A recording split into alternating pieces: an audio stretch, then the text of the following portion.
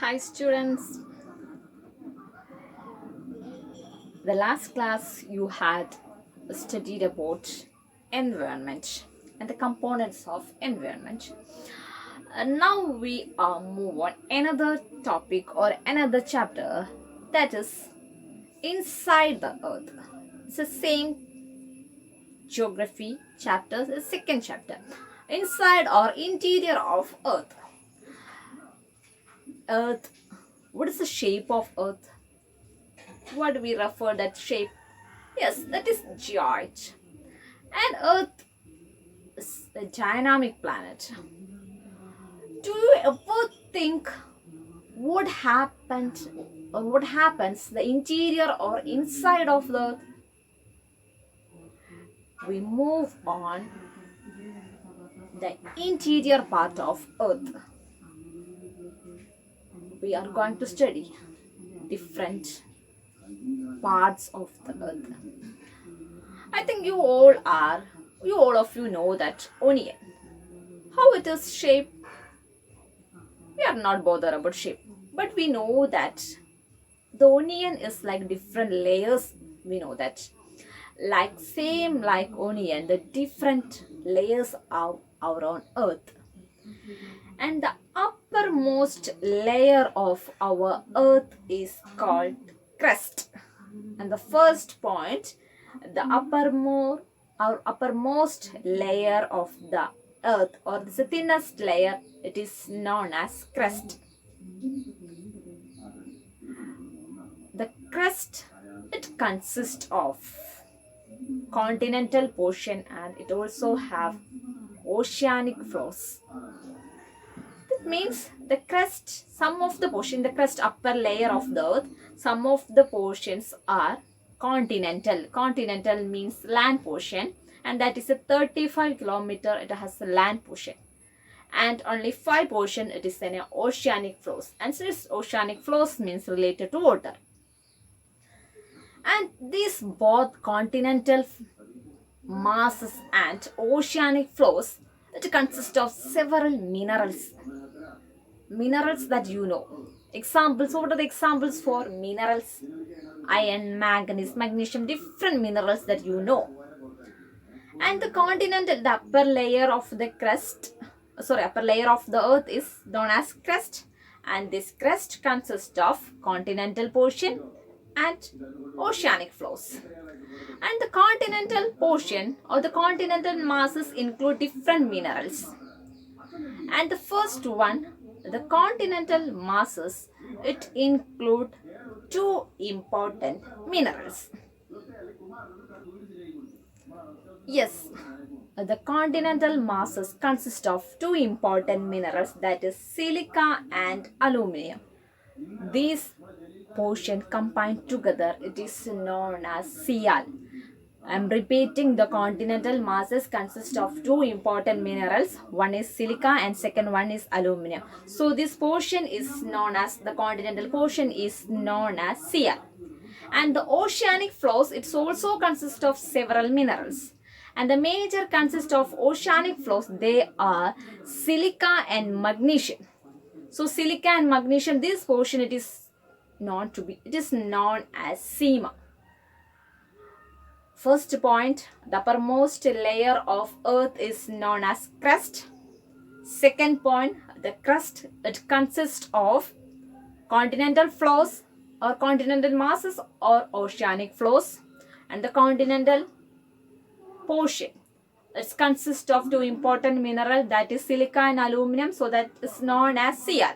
And second one, oceanic flows, it consists of silica and magnesium, so it is known as seema. And just beneath of the crust, there is a next layer.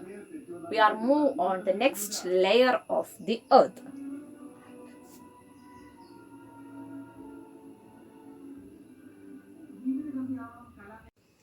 The next layer of the earth, that is beneath of the crust, next layer is known as mantle.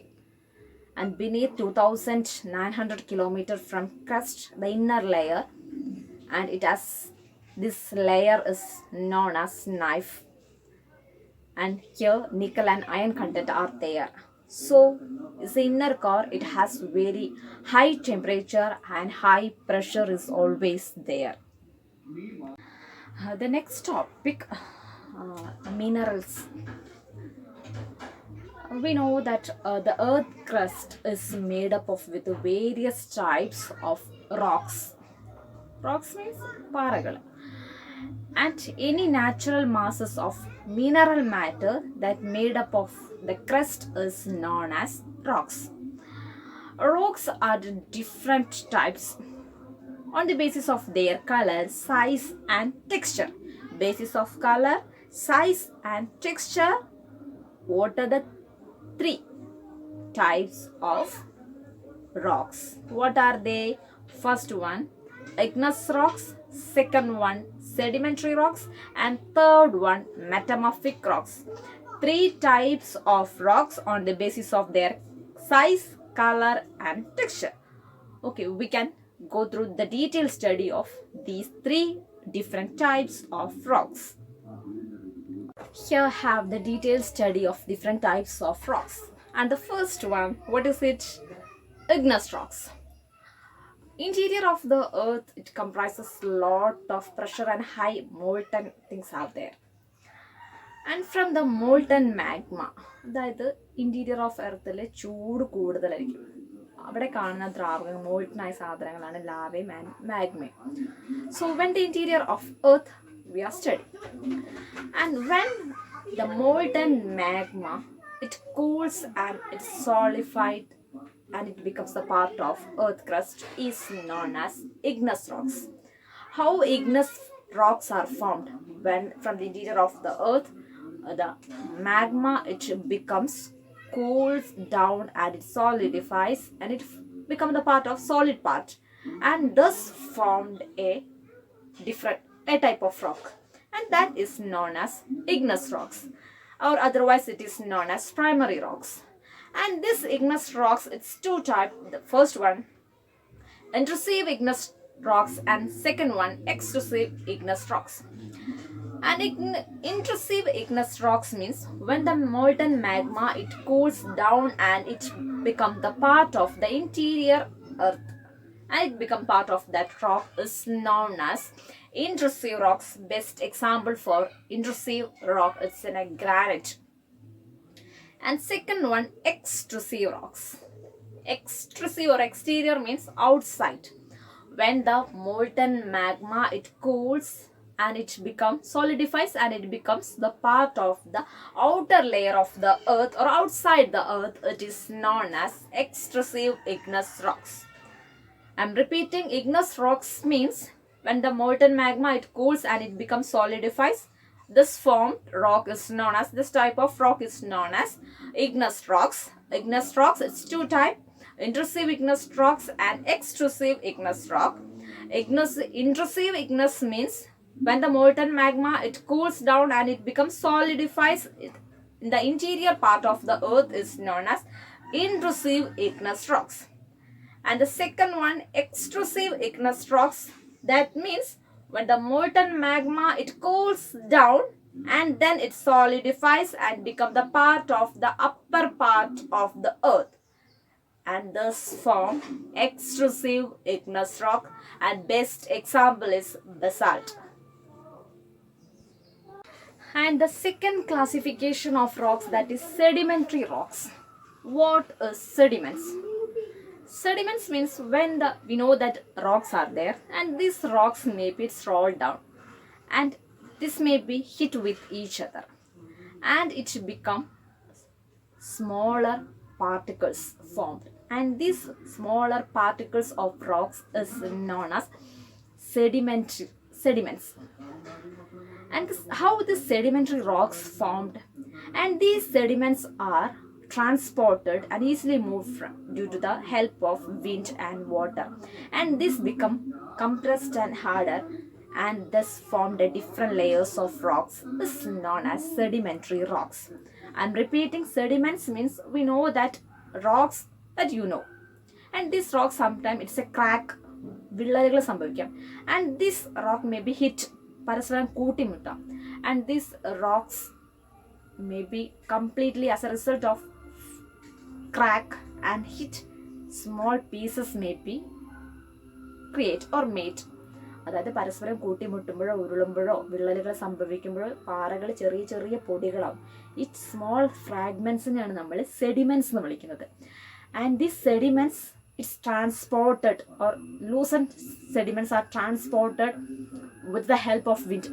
കാറ്റോ water വെള്ളമോ ഈ ഒരു സെഡിമെന്റ്സിനെ ഫ്രാഗ്മെന്റ്സിനെ ഒഴുക്കിക്കൊണ്ടോ അല്ലെങ്കിൽ കാറ്റിൽ അത് പറന്നു പോവാം. And this deposited in one place, and from there this compressed and hardened and become it form different layers, പല പല പാളികളാവും. Then where the sedimentary rocks are created. And the last classification, that is metamorphic rocks. When these sedimentary rocks and igneous rocks, it may be changed due to the high heat and pressure, and this type of rock is metamorphic rock. Metamorphic rock means due to the high pressure and high temperature, the igneous rocks and sedimentary rocks that changed and thus formed is metamorphic rocks. That means, from best example, clay that can be formed into slate. So best example for this. The last portion or last term, that is rock cycle. 3 types of rocks we had studied. Yes, what are they? Igneous rocks, sedimentary rocks, and metamorphic rocks.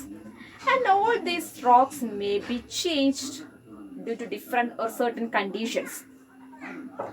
And one rock changed to another rocks due to the different condition. And this is a cyclic process, one change into another. And this cycle is known as rock cycle. Why it is called so rock cycle? For example, we know that we already learned that. I'm just revising it. And first case, that's when molten magma cools down and it solidifies, then it forms igneous rocks. And these igneous rocks, it happens, it may be cracked down or it may be rolled down and it may be hit with each other, and so it forms different fragments. As a result of these fragments, we know as it is the sediments. And with the help of water and wind and all these sediments, it's moved from one another way or one to another place, and from there they made a layer, then formed sedimentary rocks. And due to the very pressure and temperature, and these sedimentary rocks and igneous rocks change into metamorphic rocks, and this cycle is going on, and again molten magma cools down.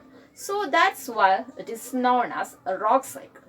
That means certain condition all the rocks may change, and it is a continuous process. That's why we refer it as a rock cycle. Okay, dear students, these are the important topics in your chapter. First one, I am just revise it. What did you learn first? First is a crust. Crust means upper layer of the earth, and second layer is a mantle. The crust consists of continent